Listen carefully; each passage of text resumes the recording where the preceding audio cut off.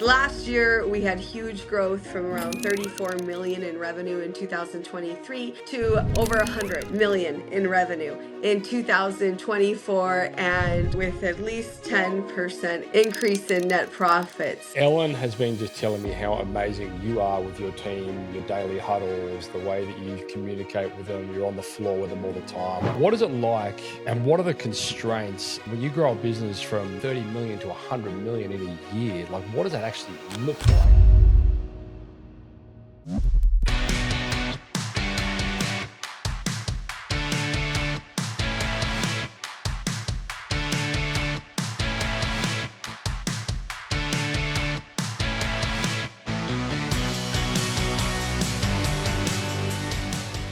Kathryn, welcome to the Sideshed podcast. Thank you. I'm excited to be here. I'm super excited to have you. As I mentioned offline, you've been sung praises by many, one of which includes your brother, who's been on the show a number of times now. Actually, I think he's truthfully kind of sick of me.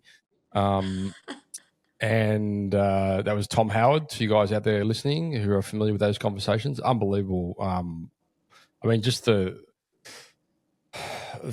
scale of, what you guys are doing over there is just so inspiring and fascinating, and I think that's one of the reasons why this upcoming event in Sydney is going to be so powerful, like bringing, you guys out here to be able to share these experiences, just to be able to, if nothing else, cast vision as to, what is possible.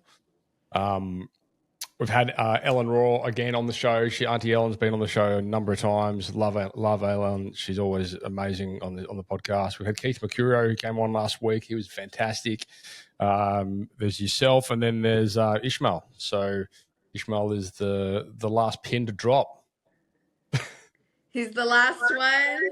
Yeah. Last but certainly not least. Now, it'll be a good one. There's so many things that I want to dive into about your story, which is so fascinating. But before we do, a little bit of time sensitivity, I suppose, in relation to the event coming up in Sydney on April 3 and 4 of 2025. So it's creeping up now. You guys probably would have heard ads on the podcast if they're running at the time you listen to this. Definitely check that out. So we're essentially, the World of Titans is the event. It's been put on by Service Titan, which is a software company. And essentially what we're trying to do is bring the American style event for trade businesses onto the shores of Australia, which has never really been done before. And I've been lucky enough to go to some of these events in North America, and they're just amazing.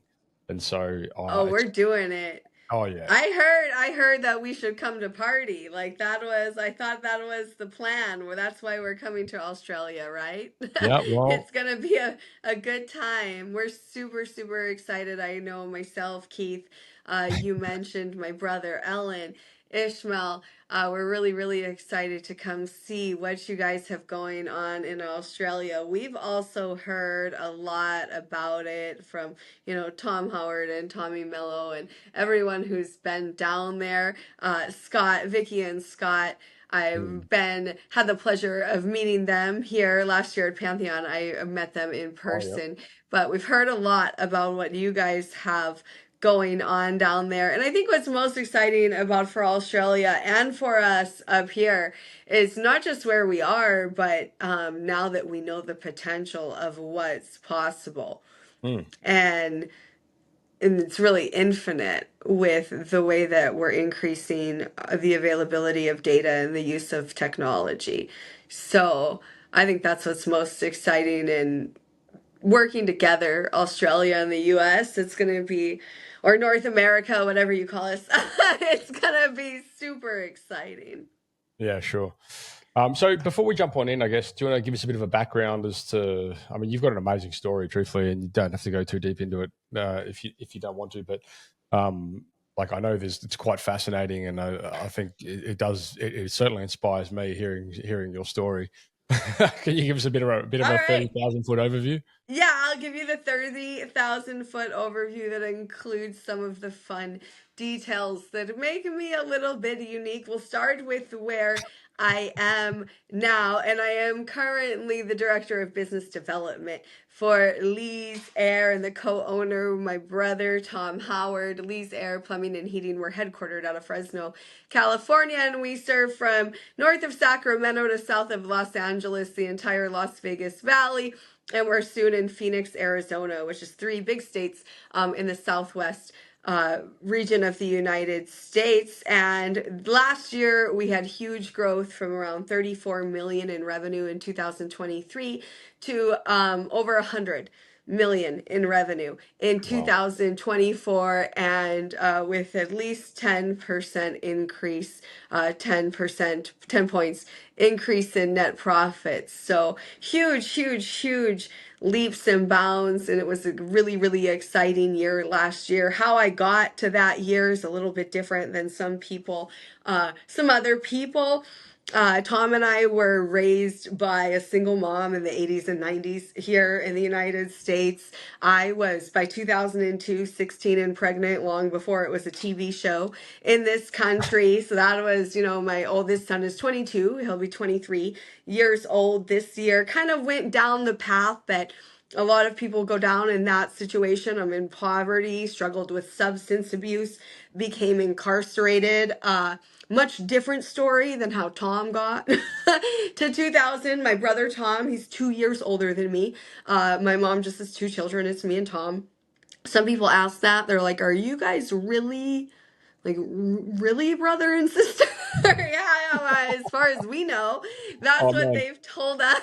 I tell you, But you don't have to dispute that when you hear the podcast that you guys do together. I said to Ellen the other day, I go, it just cracks me up so much, the banter between you two, like him just giving you digs and you giving it back, and I'm like, it's such a sibling, such a sibling those are like dialogue. terms of endearment in our Yeah, yeah. language. So this is Kathryn. I don't know what to call her because she's been For married so many times, but sure. whatever. We'll just call her Kathryn. It's so exciting though. I realized that because as we get closer to this and how I got to 2025, I shared with you guys that dropped out of high school, struggled with substance abuse, became incarcerated, but at some point I did decide obviously to get my life together. My very first bout with success was through a network marketing, because in that Mm, situation it doesn't matter if you were uneducated or anything like that. You had to work hard. And then sure. through some different channels and COVID happened, I did come back to the trades and work with my brother from CSR. I came back and I started at least for minimum wage working as a CSR. I went to Armenia and opened our offshore support center there, where we have HR assistants, bookkeeping, accounting, payroll, Cool. and CSR call Oh, center in over there. Armenia? Started that in Armenia. Yes, Wow. Yerevan, Armenia. I opened that when we were having trouble staffing here in California during COVID. It was a really hard time. Opened that, and then I came back. I did work in HVAC service in Las Vegas. I worked as a service manager, and I worked in HVAC sales before I started to really go into business building and thought maybe I could do things a little bit different. And I was blessed with this incredible team at Lee's. Oh my God. The team at Lee's is, they're just, there's no way to explain them. I have no words right now. I'm so grateful. I'm in Fresno right now, which is the headquarters, and I just spent the morning with them. And they're so amazing. And to go from 34 to 110 million. And I'll tell you, just in Fresno in one location, we went from 34 to 70, 100% growth. Wow. And yeah, last year in 2024, it wasn't, a great year for everyone. We really had to dig deep and we had to do some things differently. We had to leverage our ability to aggregate data and make operationally efficient decisions. And we did it. We did it really well. We had to change a lot of things. We had to change a lot of people. A lot of people's lives were changed. Income of my technicians has skyrocketed, which is amazing to me. Um, and that's really where we're at today. This is Monday. Today, I don't know when they'll be listening to this, but 3 days ago, I graduated from the Stanford University Graduate School of Business with my executive MBA. So it's been a long journey. Now you've got the bit of paper. Yes, yes. because I did. I dropped out now of you high get a school in real the job. 10th grade. Yeah, now I'm at, like they said, now you're not just intelligent, you're smart too, Yeah, now you Kathryn. can stick it to Tom and say, there you go. Have you got an NBA champ? Yeah, I told Tom, I told him he's, just a peasant from BYU. Exactly. Loser. Little loser. That's what, yeah, he went to BYU. So that was exciting though, going from dropping out of high school to self-identifying. I think I'm the last person to accept it. As your life changes, you're the last person to accept those changes, but identifying as a graduate from Stanford, it's a lot. It's a lot to take on, but I think that that's just a testament of what this industry has to offer. Uh, Hardworking people. I got a question. Right? I mean, I've got a million questions, and I'd love to dive into some of these a little bit further. But while we're on the topic of the MBA, because I know Tom mentioned this as well. He said, "Oh yeah, Kathryn's going through this," and he also says that you guys actually have a dedicated fund at Lee's, or maybe the overarching business, whatever it is, for educating team members. And I guess this is sort of a testament to that. You've kind of been through that program, and as a result, you've got a MBA through. Hmm. I'm Last year I started it and I went through like a short executive program, right. and we have some other team members who have done, our marketing director did the Harvard marketing program Wow. over there. Then we have some team members, some call center agents who have done some accounting at the community college that Okay. we do tuition reimbursement for, no Yeah. matter if it's at Harvard or the community college, if you want to do something to better yourself. And that's a big deal, especially for our entry level employees, that they can go and move up essentially and move into a more skilled position because they went and got the training that they need in the education. So yeah, we definitely do tuition reimbursement. I wish we paid more tuition. I wish more people took advantage of it, but we're really excited for the people who do, including myself. Sure. And how did you find the program, the MBA? I went to a short executive program, and one of my professors said you should really consider applying for this program. And Okay. I don't think that I would meet the requirements. And she said, I would be shocked if you didn't. And I thought, I'll give it a shot. Screw it. Like, why not? The worst they can say is no. So I started to go through, and you have to, go in front of admission panels and everything else. And I think Stanford should take an interest in the trades right now and the skilled labor shortage that we're facing and the systemic position value of the position, and the cost of our services is just, it's too low Mhm. for the actual value of the job and the services that we provide. And Stanford agreed. So that was a really, really exciting time. And so I'm curious as to like what you learned through the curriculum within the program and how that parlayed into your knowledge in the real world of running and building. I mean, you could almost guarantee there would be no one else in that program, that class that you went through, that has built a business from 30 million to 100 million in a year. So you'd be kind of standout in that regard. Were you kind of like the old lady on campus that no one wanted to talk to at first, and all of a sudden they were like, holy shit, you've done what? Yes, yes. At first, it's so funny. I was sitting at a table, and now, mind you, this is an elite level program. So there's a lot of people in here who have, PhDs and stuff like that. This is called like the Stanford Executive Program. It's their legacy program where they do the executive MBA, and the tagline is "Be a leader who matters." So it's for people who are building a business that will make a global impact. And one of my cohorts at the table said to me, "So, what does your business do?" And on my tag, it says Lee's Air, Plumbing, and Heating. So I was confused. And I looked at my tag and I looked at him and I said, like, air conditioning. And I pointed up to the supplies and said, air conditioning. And he goes, just like the air conditioning? I said, yeah. Well, here I am in this program. So they're kind of, Right. curious. And I said, "Are you pretty big?" And I said, "Yeah, we're pretty big." And they said, "Well, like, how do you measure big?" I said, "Oh, like maybe by technicians on the road or annual revenue." By height. And this conversation was happening towards the end of this past year. And I said, "So what's your annual revenue?" And I said, "I think it's going to be about 110 million this year." And they all just stopped. And they said, "You do $110 million in revenue?" Oh, I one of my shops does, but yeah, I mean, Yeah, I said, yeah, and I'm still eating like air conditioning, pointing at the supplies. And they start asking about our profit margins, and I'm explaining everything, and they were just floored. And the next day we walked in, and someone yelled out, "Kathryn, I talked to this person, and I looked this up. Like, you're not lying. This is real." I explained to them how we had exited before in Las Vegas and different things, and I opened my financials with these beautiful financials, courtesy of Ellen Rohr and everything she's done to help on our team at Lee's to get in this beautiful position of the weekly financials that we have.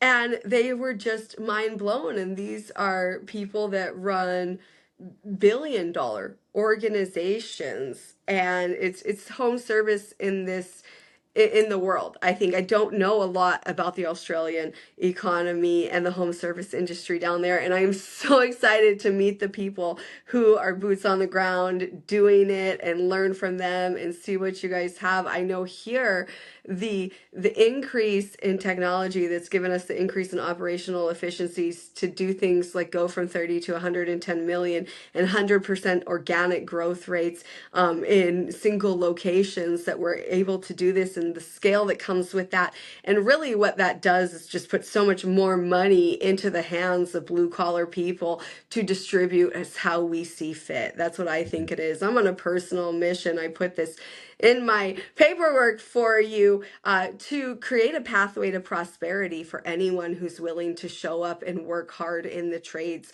regardless of your gender or your race or the country you were born in or even your criminal history, Mm, right? Because all of those people, immigrants, ex-convicts who have gotten their life together, it doesn't matter if you're a man or a woman, and it really doesn't matter what your race is, you can win over here. There is a good income for you if you're willing to show up and work hard. And not only that, if you're willing to think with a business mind and take the risk of owning the business and lead teams, lead other people's to pathways of prosperity, there is an opportunity to become wealthy beyond our wildest imaginations. Hundreds of millions of dollars. I don't know if it's the same way down there. If you guys take an exit, and that's what at least what we did. We created a pathway to prosperity last year, not just for $34 million, but $110 million worth. If you can add up how much payroll is done in there and how much money we put back into the hands of hardworking blue collar people, that's what we're doing. That's what wakes us up every day. That's why I believe Lee's has a world class, incredible team that's able to do things that other people can't dream of because of how hard they work to accomplish that mission. sure. But I think so much of that is, those frameworks and structures that you guys have developed and implemented. Like it. I mean, I could be wrong, but it sounds very unique. Like it doesn't sound like a typical business where you rock up, you do your thing, you go home. Like there's a lot of things there which I want to unpack a little bit further. But before we do that, I'm curious. Like when you went through the course at Stanford, where is Stanford, by the way? Palo Alto, California, just south of San Francisco. Okay. So, and when you were doing the course, was it primarily remote or did you have to be on location for that? Like, were you commuting? Both. So it would be Okay. 2 weeks on and then some weeks on hybrid, we'd call it online. And then we use like VR Oculuses Oh, wow. to do some classes and some online. And then we would do 2 weeks at a time on campus.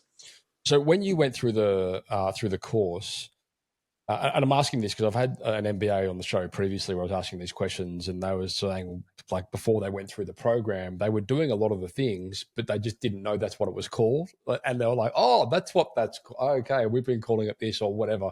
So through school of hard knocks, I suppose, and experience, they've over time developed these processes, and I'm guessing this is going to be similar to your story. But then all of a sudden, you go through the program and like, this is so and so, and you're like, "Aha, that's what we do."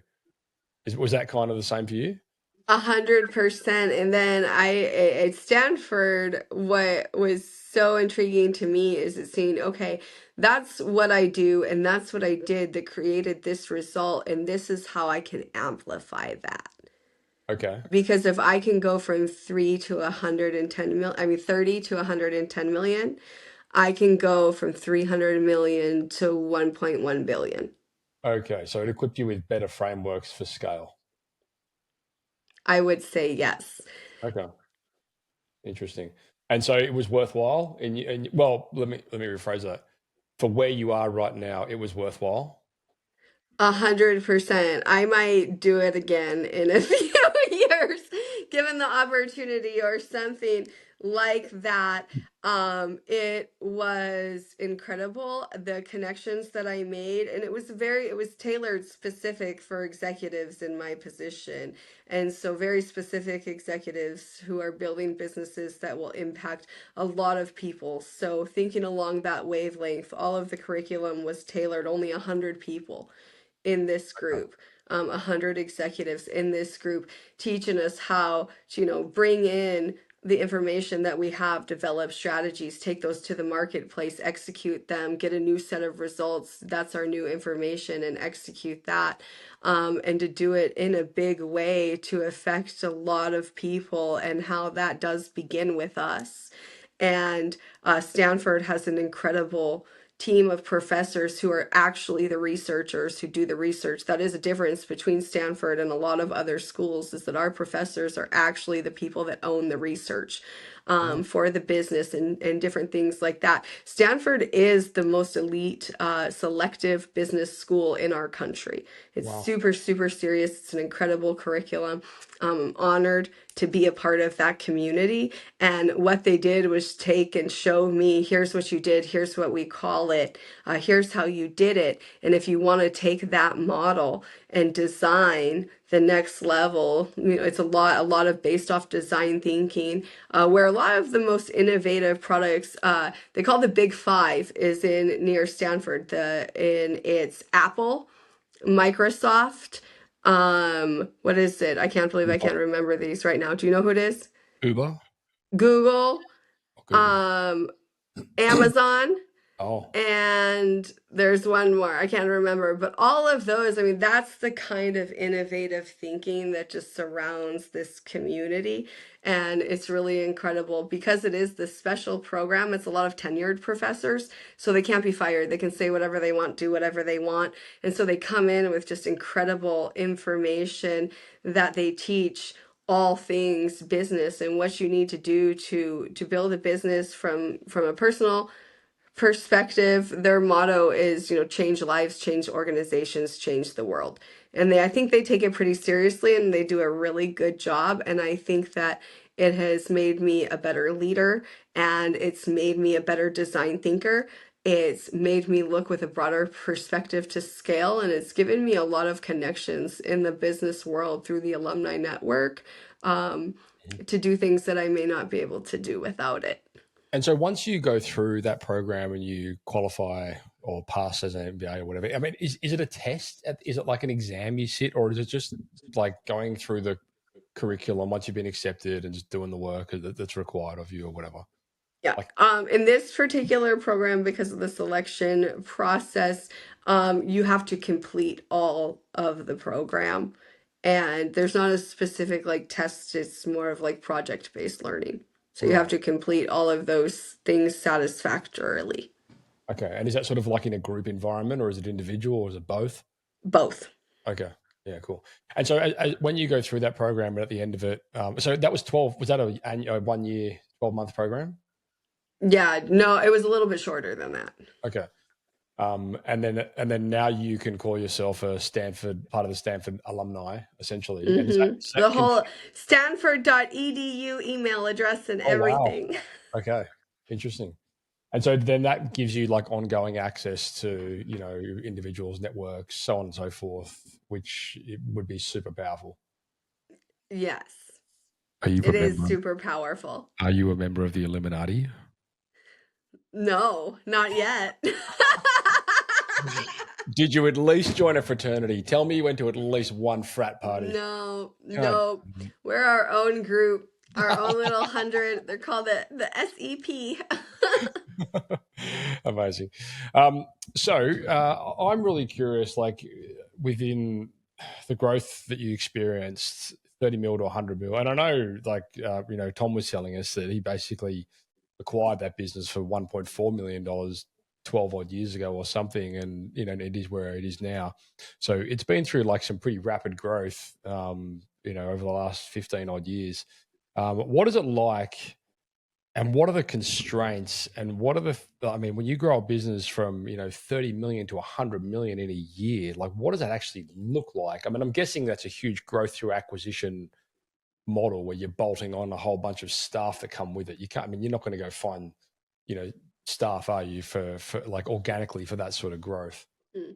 No, we did about 100% organic growth, so about 34 to 70 million organic with what we had without acquisitions. The other 40 million came through acquisitions. Wow, So so we that's did both all at the same time. We started mergers and acquisitions. We started opening up in new locations. We tucked one of our locations in and we hit 100% organic growth. okay. And so that did that come with a huge like recruiting, I suppose, approach, in the sense that, I mean, you got to find the techs to be able to fuel that kind of growth, right? Like, what did that look like?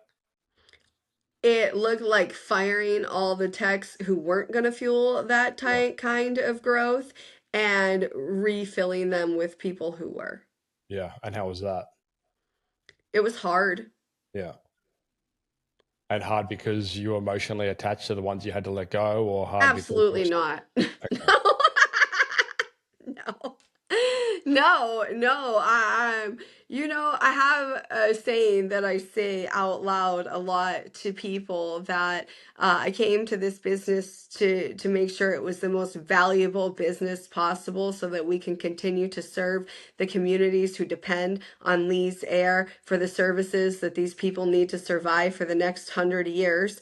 And I need to make sure that we're a valuable business so that we can sustain and to continue to do that. And in doing that, also provide anyone who's willing to show up and work hard in exchange 40 plus hours a week of their life in exchange for our business, that we can continue to provide them a paycheck.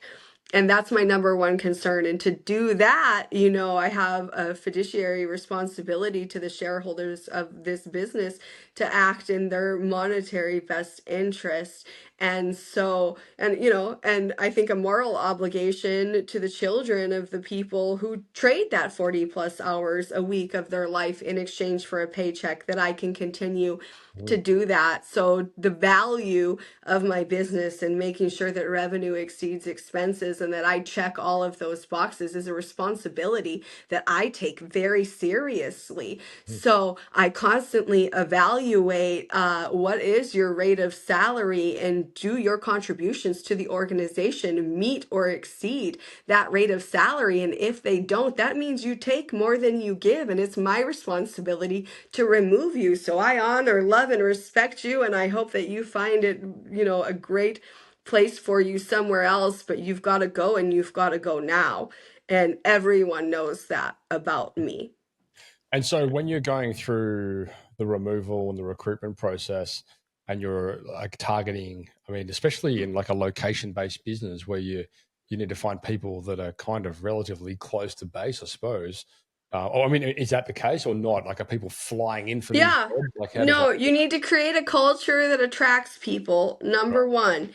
So I had to get rid of the people who sucked, and I had to make sure that were people who didn't fit. Okay, I shouldn't say that they sucked, but they didn't fit. They weren't a good fit.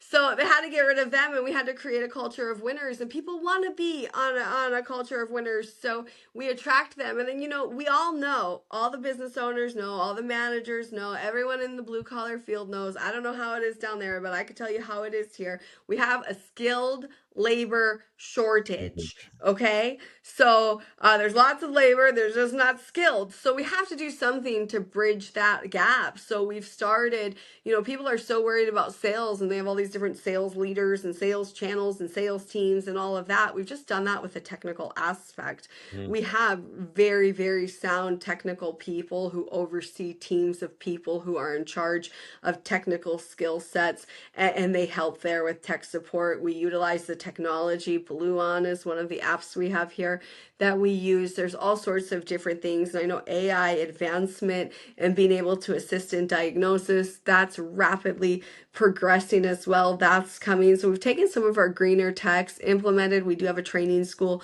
here in Fresno. We partner with training schools and offer tuition reimbursement in our other markets, things like that, to increase their skill set level, do trainings on, and start those kinds of things. And always make sure that junior technicians have access to senior technicians when they have questions, because we don't have that typical like apprentice and journeyman model Mm. anymore. We have to do things a little bit differently, and we have to, like we talked about at Stanford, scale. We have to Yeah. scale. We have to take something what we have a shortage of in skilled labor, and we have to take the skills that we do have, the scarce resource of the skilled labor, and be able to scale it and serve more people effectively. So, as part of the recruitment process, what does the message look like when you're trying to attract these, high um, caliber of technicians and people that are really going to be, driven and things like that, in comparison to, I suppose, people down the road that are sticking ads up online? We attract people through our culture. Mm. So you have to really want to be a part of our business. We don't take just anybody because you don't want the low hanging fruit. They just cost you Yeah. more in turnover, anyways. You need to want to be a part of our business and what we do. And people know with that we're not a union shop. We work really, really hard, and our people make a lot of money. I have one technician who sold 19.7 million US dollars this year out of a truck, and he Wow. makes, 7 to 10%. Wow. Yeah. Amazing. Um, So you have an opportunity to do something great for yourself, for your family, and for the people who depend on you to provide the revenue for the jobs that we need. So you can come over here and do that if you want to be a part of something really great. If you just want to show up and work your 8 hours and go home, this probably isn't the right spot for you. is the um like part of the culture building, I suppose, aspect when you're in the recruitment stage, is it communicating that? Like, is it saying, look, this is not the right job for you if you want to do your 8 hour? Like, is that how you would actually, like, at the base level, disqualify and qualify people? Like, what does it actually, look like? I mean, how many extra staff did you need to get from 30 to 100 mil on in the field? Okay, well, the acquisitions, let's focus on 30 to 70. So we're using right numbers, okay? Sure. Because we can't compare. If we're doing organic growth in one location, what do we need to do to get from 30 million to 70 million, 34 million to 70 million in organic Yeah. growth? I'll tell you, July 2023, we did 79 residential installs, air conditioner installs in 1 month. 79, July 2023. In July 2024, we did 239 residential installs. Same manager in 2024 with two less team members. What? Wow. Okay. That's crazy. When I got there, when I got here, it was November 2023, and that manager told me we can not do an install faster than 1.25 days, a day and a quarter. That's the fastest we can do it, Kathryn. There's no way. This is not wherever you came from. This is California, and that's how long it takes. There's no way. Well, we changed things around a little bit. We created a culture of a high performance environment. We compensated people for working twice as hard, and shockingly, they were able to finish things twice as fast. We have quite a few teams last July that could do 2 units in one day. Wow. Yeah, amazing. Yeah, Tom was talking about the process that you guys deployed with the the suppliers with the box, the tubs, Hmm. like just as one of the things to speed things. One of the Yeah, move we them have on. that in plumbing now too. They're doing it for the water heaters and the water filtration, and they're actually dropping it off at the customer site now. Yeah, yeah. Tom said that he's actually one of the suppliers. They adopted that as part of their framework for supplying their shops and stuff. Like it's just brilliant. Yep. So, it's so good. But okay, interesting. And so, I mean, it's a 100% growth with less team. Um, when you say Very similar overhead as well. okay, so profits were significant. Yeah. More than 10% point, more than 10% increase from less than 7 to over 17. Wow. So, I mean, with that kind of growth, obviously there's going to be a lot of there's a huge amount of change. Change is often met with resistance. Ellen has been just telling me how amazing you are with your team, your daily huddles, the way that you communicate with them. You're on the floor with them all the time. I'd love to hear, like, as the leader of that organization, what your frameworks look like with empowerment and with breathing belief into your team and making sure that growth like this is sustainable and manageable and achievable. I love our whole team. I love our managers. I love our executive staff. I love our call center. I love my whole team. But I am pretty vocal about the fact that I believe my most valuable employees are my technicians. And that I think most business owners know skilled labor is the bottleneck of our business. So I really depend on the skilled labor technicians that I have to show up and be the best version of themselves every single day to provide the services that our customers depend on to survive. And especially the technicians who are responsible for producing revenue for our company to provide the work for our installers and our warehouse staff and everyone in the office that we depend on to make the payroll checks. Those are my, I believe, most valuable and critical employees. So I noticed that we do have like leadership meetings and stuff like that every morning. And some people have like daily where they come in every single morning. That depends on you to be all in the same building, and now we have these different locations.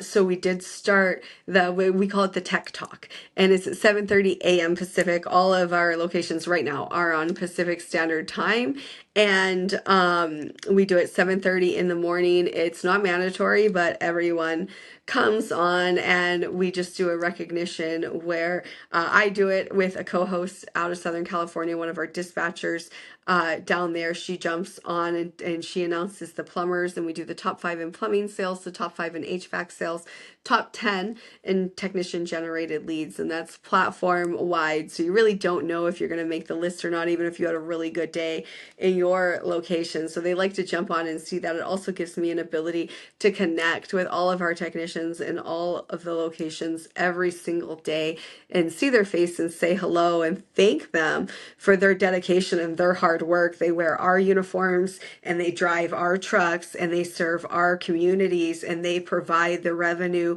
that everyone who depends on a paycheck from Lee's depends on to feed their families and survive. And so it makes me emotional to think about it right now. I don't know why, because I do this every single morning and it's like a party. But I show up every day at 7:30. It doesn't matter if I'm in Dubai or Australia or California at 7:30 a.m. Pacific Standard Time. I'm on Zoom for 15 minutes or less, recognizing and expressing gratitude for our technicians.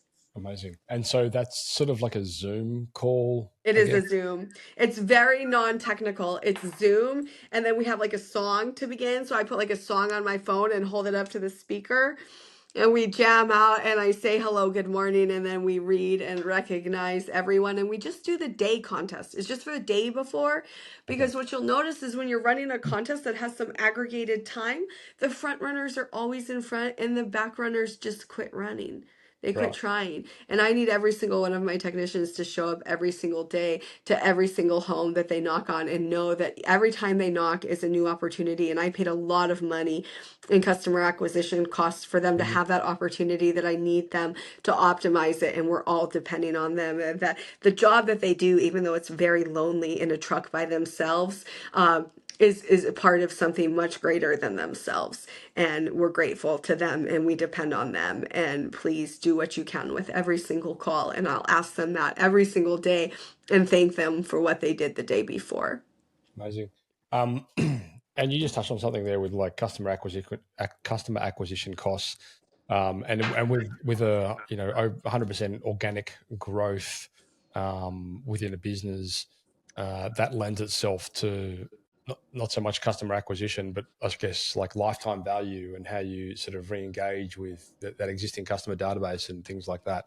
And I find very often, like I run a digital agency for trade businesses, and we have a lot of people that come to us, always requesting more leads, nearly every time at the cost of the leads that they've already paid for. So I'd like to get your take on, I suppose, what that ecosystem looks like from a lifetime value perspective when you're talking with the contacts that live within a database. Well, I operate in very saturated markets. Right. So I think it almost amuses me when people are going to their marketing agency and saying, I need more leads. I need more leads. Like, there's only so many leads. Right. I don't know if they know. There's only so many homeowners, there's only so many calling.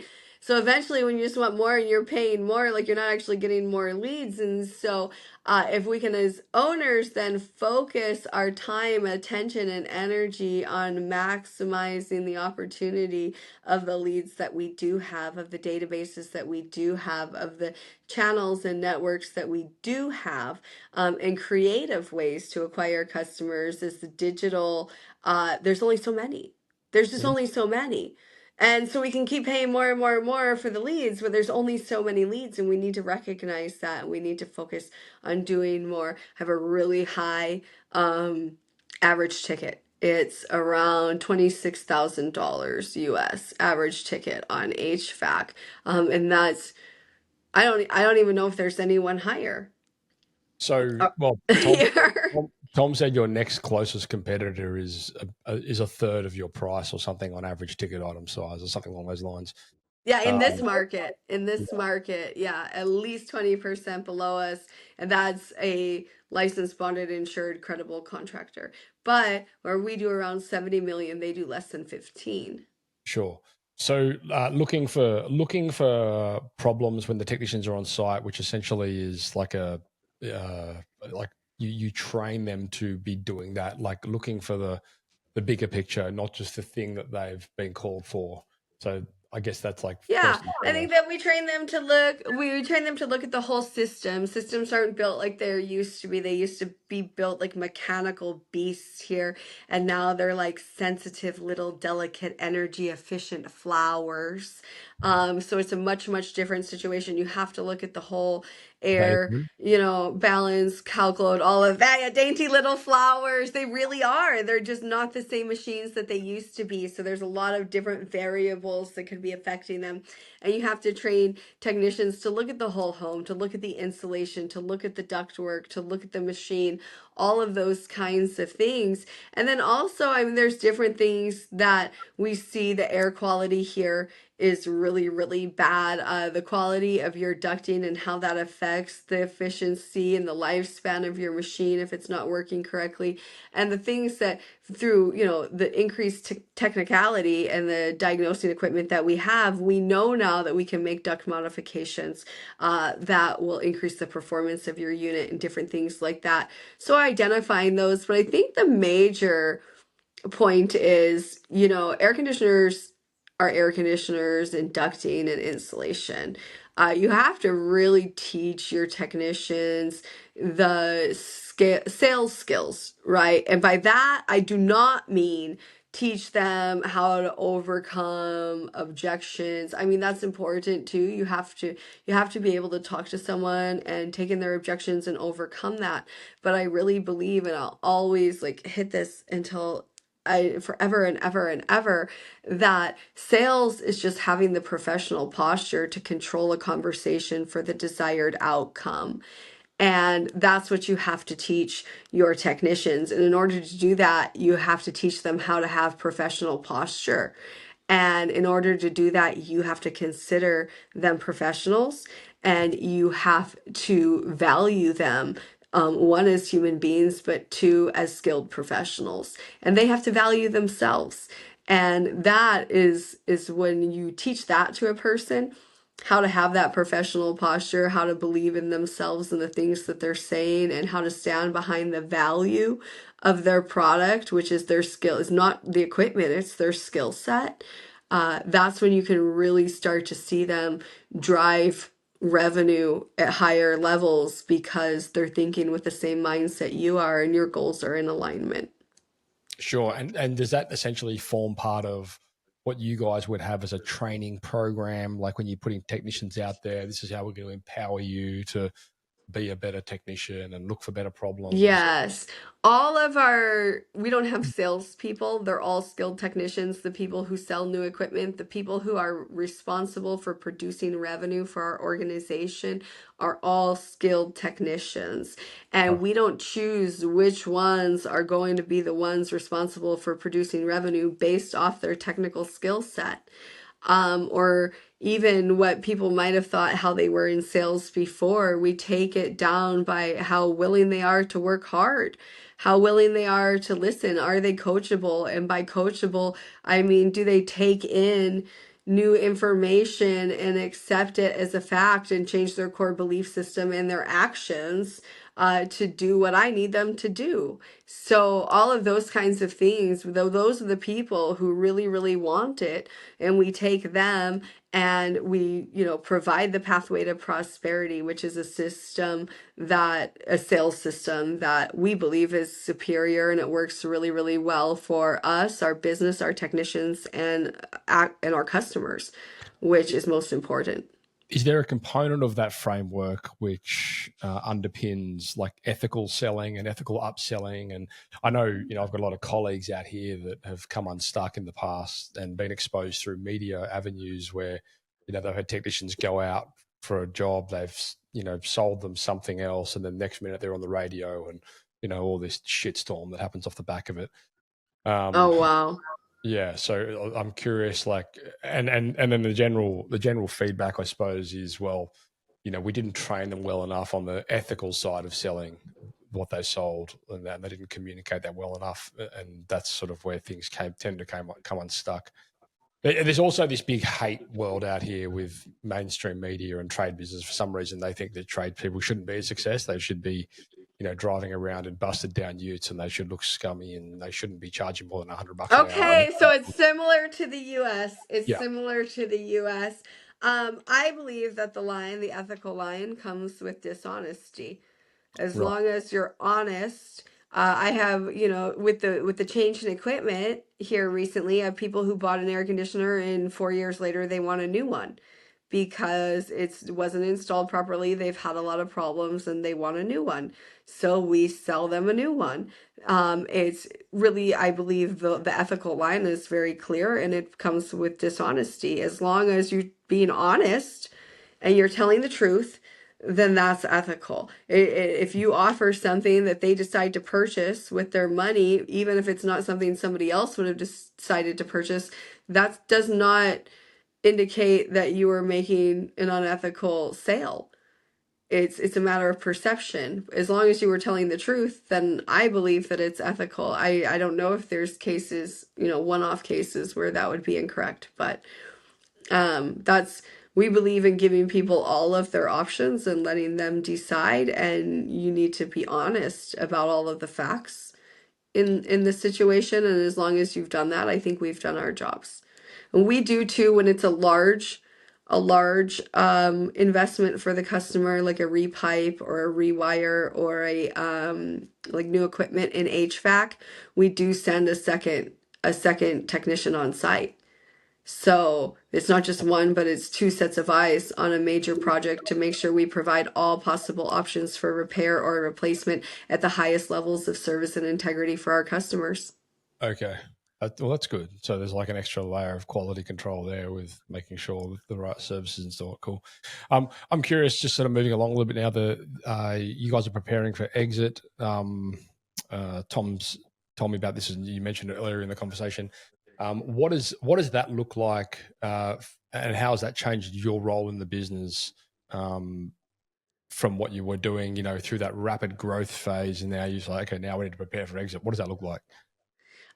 So for me, it really took taking a step back and putting the people in place who are going to stay through the exit, knowing that I do Yeah, not plan to stay through the exit. yeah, So to make sure that it's a standalone, stand strong, well-oiled machine without me is my main focus this year. And last year, when I came to Lee's, it was with the understanding that I was going to prepare the company to sell, and that Tom did ask, could we get it to over 10 million in EBITDA to prepare for that. So we've mm, accomplished that. yeah. Okay. And then what happens to Kathryn after she exits? What next? I'm going to do this again. Yeah. Okay. Well, I mean, that's what Tom says too. He's like, well, this is kind of this is what we do. This is our business. Yeah. We build it, we flip it, we flip it, we build it, we flip it. My mom asked that just at Thanksgiving. At Thanksgiving, it was me and Tom and my mom. And me and Tom were talking about work as always. Like, we can't stop. It's all we do. Drive everyone around us nuts. And she said, so next year, if Lee sells, then what are we going to be talking about? And me and Tom just looked at each other, and I looked at my mom. I said, a different business? She's like, oh. And my brother said, yeah, probably does. Oh, funny. Oh, well, look, this Yeah. has been a great conversation. I'm conscious of your time, so I better let you get back to the business. But yeah, look, thank you so much, and I really look forward to meeting you in person in Sydney You too, in Matt. April. So yeah, definitely keen to finally get to meet some of these people that I've been speaking to for years, and I've never actually had the chance to meet. So we're all coming down. I heard Australia is so much fun, and it's gonna be beautiful, and we are ready. I've got a good friend. Her name is Carrie. And she has a really big garage door shop out of Salt Lake City, Utah. All She's right. coming as well. Oh, really? Oh yeah. Yeah, she's a lot of I think that you guys are going to be even more surprised how many people are making the trip down to Australia that are not officially on the banner Sure. just yet, but we're coming. We're going to come squad deep, and we're coming to party. That's for Well, sure. you're going to the city for it. I'm from Sydney originally, and it's stunning. I know we've got Where the are you harbour. now? I'm up sort of towards the Gold Coast, which is a bit further north. But Okay. well, when I say a bit, it's about probably a 10-hour drive, so it's a fair bit. Okay. But anyway, yeah, it's a great city, and there's lots of places to party and lots of good restaurants, and there's a beautiful harbour, and like you'll be blown away. Typically, I know Al Levy came out a few years back, and I was taking him around, and he was like, "What the hell? This is amazing! Like, it's really cool." So I can't wait. I'm going to stay for a little extra and enjoy Australia. Yeah, you might find your 7 a.m. Phone calls a bit of a struggle. I don't know what time that'll be over here, probably like 3 a.m. or something. I'll get it done. Good luck with that. Anyway, thank you so much for your time. It's been awesome. Yeah, can't wait to meet you in April. And otherwise, that's a wrap. Site Cheddars, I have an amazing time-sensitive announcement that you need to hear. On April 3 and 4, 5 of the USA's most accredited and accomplished trade business experts are bringing their expertise to Sydney to teach you how to build, run, and even exit your trade business in an exclusive world-first 2-day event. You're going to get to meet and hear from Tom Howard, who built one of his many businesses from 1.4 million to 140 million and is now preparing to exit. You're going to meet Ismael Valdez, who went from 0 to 30 million exit in 1 year, and he's done this repeatedly. We're also going to hear from world-renowned experts Ellen Raw, Catherine Elizabeth, Keith Mercurio, and our homegrown plumberpreneurs Scott and Vicky Irwin from Network. For the VIPs, Thursday will include a tour of Sydney-based Network Plumbing's HQ, which is currently about 40 million revenue, There's going to be a Nail Down Your Financial Goals workshop with Ellen Raw and Tom Howard, followed by an amazing Sydney Harbour cruise. On the Friday, you're going to learn from the best in a jam-packed day with sessions from Keith Mercurio, Kathryn Elizabeth, Ellen Raw, Ishmael Valdez, and Tom Howard, who are all leaders in their relative fields. And if any of you, like me, have had the privilege of attending any trade-specific conferences, trade shows, seminars in the USA, you'll know what I'm talking about. There is simply nothing like these events. They are life-changing. And if any of the following points relate to you, you need to make sure you attend this event. You want to learn how to grow your home service business from 1 mil to 10 mil or from 10 mil to 100 mil. You want to overcome the mental roadblocks that are holding you back from reaching your dreams. You want to learn how to budget and become a first-rate financial manager in your business. You want to learn the formula on how to start, grow, and sell a trade business. You want to network with the best in the business. You want a tax-deductible excuse to work on you and your business in one of the most iconic locations in the world. So if that all sounds good, head across to thesiteshed.com,